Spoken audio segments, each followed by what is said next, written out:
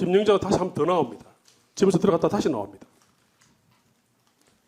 이때도 뭐 손가락으로 뭐 표시한다 그러는데 저는 그걸 확인할 길이 없습니다. 그냥 김영희 장관이 피고인에게 뭐라고 이야기해 대화하는 것만 알 수 있습니다. 그래서 실황조사에 보게 되면 실황조사 이렇게 기재하고 있습니다. 김용현이 오른손으로 뭔가 숫자를 의미하는 것 같아 표시를 했다. 또 15분 43초에도 김용현이 왼손으로 뭔가 숫자를 의미하는 것 같아 표시를 했다. 이렇게 돼 있는데 저는 아무리 봐도 그냥 김용현 손바닥이 자신의 가슴 방향으로 향하고 있고 숫자를 표하는 상황이라보다는 그냥 손을 올리는 제스처를 취한 것에 불과한 것이 아닌가 하는 생각이 듭니다.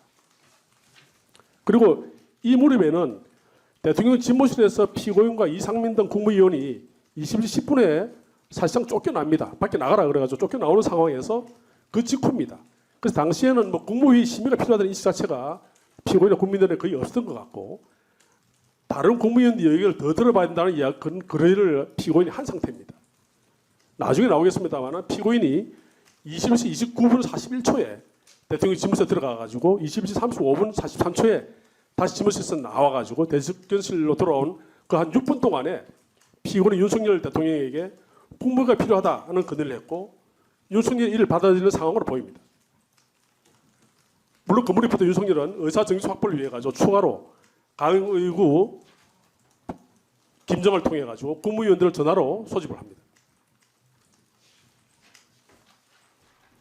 이 전화로 소집한 과정에서는 뒤에 다시 설명드리겠습니다.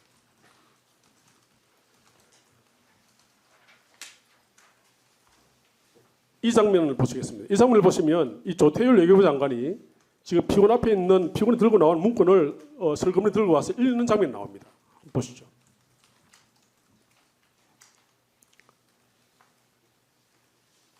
예, 저렇게 피고인이 가지고 나온 문건을 지금 보고 있습니다.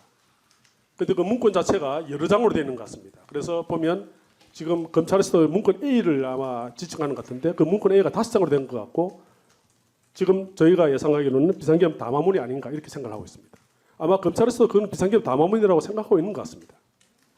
그래서 이 조태열 외교부 장관이 피고인이 들고 나오는 이 이른바 문건 A를 상당히 한 3분 가까이 이걸 읽고 있는 장면이 보입니다. 뭐 계속 같은 장면이기 때문에 그냥 넘어가겠습니다. 네, 스킵하겠습니다. 예, 계속 보고 있습니다. 네, 이렇게.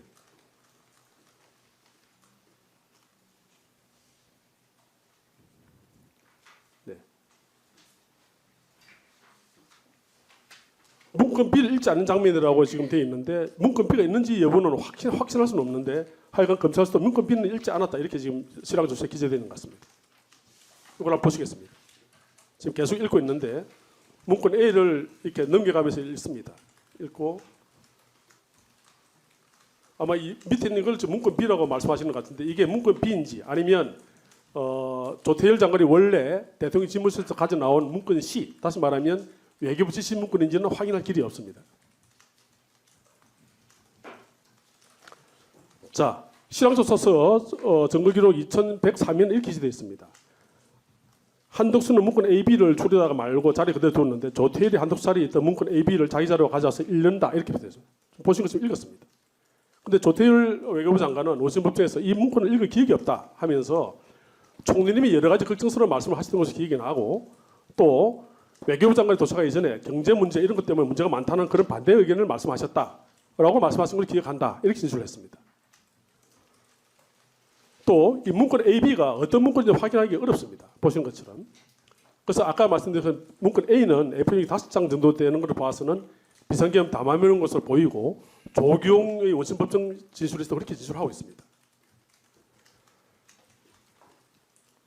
지금 이 문건 A와 문건 B 다시 말하면 이 문건 A는 비상계엄 담화문이 맞다면 조영호가 봤다는 그것이 문건 B라고 한다면 그 문건 B는 비상계엄 계엄살인법 포고링이 되어야 될 겁니다.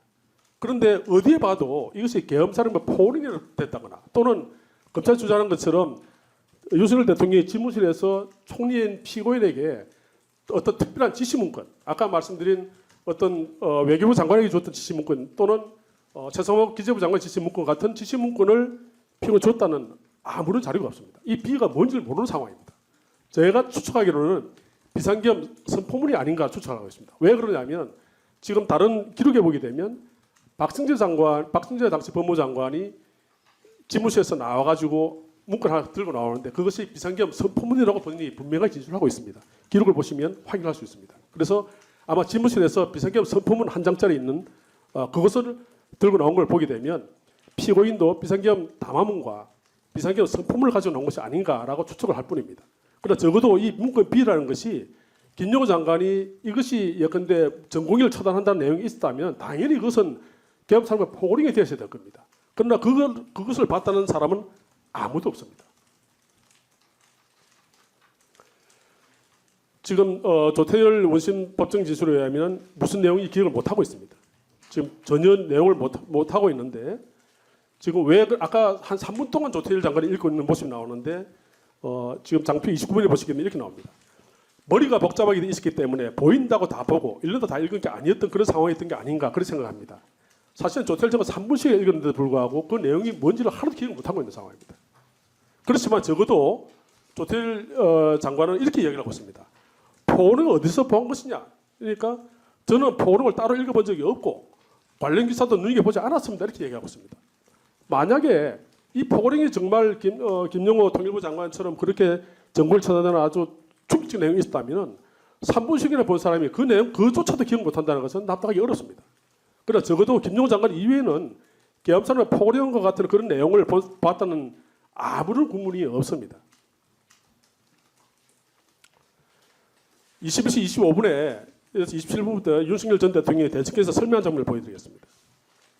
지금 집무실에서 윤석열 대통령이 나와가지고 이렇게 위에 상의는 걸치지 않은 채로 와이셔츠로 나와서 지금 이 6명에 대해서 이런저런 이야기를 하면서 굉장히 왔다 갔다 하는 약간 좀 초조한 모습을 보이고 있습니다. 일방적으로 본인이 발언할 뿐이지 지금 국무위원이나 피고인이 뭐 이병에 대해 의견을 듣는 것 같지는 않습니다. 이 장면은 이렇게 실황에서 표현하고 있습니다. 윤석열 연결 출입을 통해서 대적해서 입술 후에 대기 중인 6명 국무위원들에게 손톱을 섞고 말을 했다. 저는 이렇게 보입니다. 윤석열이 비상계엄 선포의 정당성을 일방적으로 국무위원들에게 설명했을 뿐이지 피고인이나 국민들의 의견을 듣지도 않은 것을 분명하게 보여준다고 말씀드릴 수 있겠습니다. 21시 29분에 피고인이 다시 집무실로 들어가게 된 것을 보여드리겠습니다. 지금 보시면 이상민 장관과 박승재 장관이 일어서서 총리에게 들어가서 좀 설명하라고 해서 지금 피고인이 집무실에 문을 열고 들어가는 장면입니다. 보면 박승재 장관이 따라 들어가고 이상민이 따라 들어가다가 들어가지 않고 다시 나오는 장면이 보입니다. 네. 여기서부터 피고인이 21시 29분부터 21시 35분까지 6분간 집무실에서 혼자 윤석열 전 대통령과 독대를 합니다.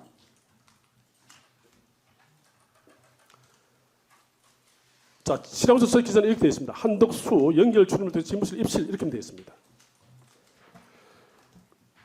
저희가 전체 기록을 보니 이렇습니다.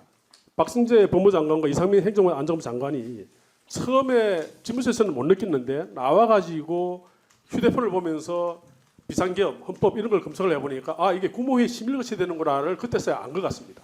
그래서 그 자리에서 처음에는 국무위원을 더 들어봐야 된다는 피고인이 집무실에서 계속 얘기를 해왔는데 국무위원을 더 들어봐야 될 정도가 아니고 국무위원을 거쳐야 되는 걸 그때서야 비로소 알게 된 것 같습니다. 그래서 들어가서 전 대통령 좀 설득해 주시오 하라고 계속해서 이상민 장관과 박승기 장관이 요청을 하니까 그때 피고인이 다시 집무실에 들어가서 그럼 설득을 해보겠다고 들어가는 상황입니다.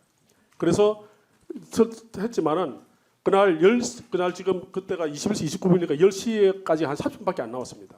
윤석열 전 대통령은 당일 22시에 TV 담화까지 준비되어 있기 때문에 돌이킬 수 없다. 이렇게 완강하게 비상계엄 선포를 고집하다가 일부 자기가 직접 선별한 국무위원들에게 강의구 부속실장 김정한 수석을 통해 가지고 연락을 해서 소환을 합니다. 추가로 소환합니다. 그것에 소환하는 과정에 피고인이 관여한 적이 전혀 없습니다. 지금 검찰에서는 마치 피고인이 송민영 전 농림부 장관에게 전화한 것이 무슨 국무회의 외관을 갖추기 위해 가지고 국무위원을 소환한 것이다. 소집하는 데 도움을 준 것이다. 이렇게 이야기하고 있습니다. 전혀 사실과 다릅니다. 그 부분 뒤에 다시 설명드리겠습니다. 지금 보시면 이 조태열 조태일 전 외교부 장관의 정기심 녹취를 보게 되면 제가 기억하는 것은 총리님이 여러 가지 걱정을 하시고 그래서 그러면 한 번 더 말씀하시면 어떠냐 이렇게 계속 말씀드렸다는 것이고 그래서 지금 국무위원들 이야기를 더 들어봐야 된다. 그렇게 해서 더 불러야 된다고 대통령이 설득했습니다. 이렇게 나옵니다. 또 국무위원들을 더 불러서 의견을 들어봐야 되지 않냐고 설득하였습니다. 라고 말씀하셨습니다. 그래서 정적수 이런 이야기는 한 적이 기억이 없습니다. 이렇게 진술하고 있습니다. 이것이 조태일 전 장관의 원심 정인 녹취서 10면과 35면이 나옵니다. 자, 윤석열 전 대통령의 피서심 조사를 보게 되면 당시 윤석열 전 대통령은 이 국무회의를 해야 되는 것 자체를 아예 몰랐다거나 아니면 하지 않아도 된다고 생각한 것 같습니다. 피서심은 이렇게 지적하고 있습니다. 나는 계엄서 복원을 하는 것은 대한민국에서 대통령만 독점적, 배타적으로 가는 것이라 대통령의 판단이 우선해야 한다는 생각을 갖고 있었고 일반적으로 다른 사람들이 요건에 맞느냐 안 맞느냐 하는 것은 중요하지 않다고 생각했습니다. 그리고 내가 그렇게까지 주례까지 정식의 회의를 할 필요는 없다고 했어요. 사실은 피고인이 이 비상계엄을 하기 위해서는 국무회의에 거쳐야 된다 이런 말을 하니까 이 비상계엄은 고대 통치행위이기 때문에 국무회의에 거칠 필요가 없다 이렇게 윤석열이 이야기했다는 겁니다. 근데 윤석열 전 대통령은 그 말을 갖다가 받아가지고 이렇게 완곡하게 표현을 합니다. 뭐 정식 주례처럼 회의 가져갈 필요는 없다. 다시 말하면 국무회의 같은 걸 할 필요 없고 이거는 비상대권이기 때문에 대통령이 단독으로 할 수 있다. 그렇기 때문에 이른바 8시 멤버 다시 말하면 9시 이전에 불렀던 사람들을 보게 되면 외교안보인 외교부 장관과 통일부 장관, 그러니까 국정원장 부르고 총리를 부르고 그다음에 행안부 장관과 법무부 장관만 불렀습니다. 원래는 그렇게 해가지고 언론국당 10시에 비상계엄을 하려고 했던 것 같습니다. 그러나 피고인이 계속해서 국무위원 얘기를 더 들어봐야 된다. 계속 이야기를 하다가 나중에 집에서 나와서 보니까 이상민 장관과 박승희 장관이 이거 국무회의 심의를 거쳐야 되네요 해서 아까 말씀드렸지만 21시 29분에 다시 들어가가지고 국무회의 해야 됩니다 하고 정식으로 말씀을 하게 되는 겁니다. 이 김영우 장관이 이렇게 이야기를 하고 있습니다. 원심법정에서 진술한 것인데 보면 제가 기억하기로는 처음에는 국무위원들 더 불러야 된다 그런 이야기가 진행이 되었는데 어느 시점부터 국무회의를 해야 되는 거 아닌가 이런 식으로 조금 분위기가 바뀌는 것을 제가 느꼈다고 기억이 납니다. 이렇게 진술하고 있습니다. 이것은 뭐냐면 그 당시 개헌상을 상당히 이 부분을 분명하게 정확을 알려주는 것이라 좀 생각이 됩니다. 20시 35분에 집에서 나오는 장면을 보시겠습니다. 6분 만에 이제 피고인이 나옵니다.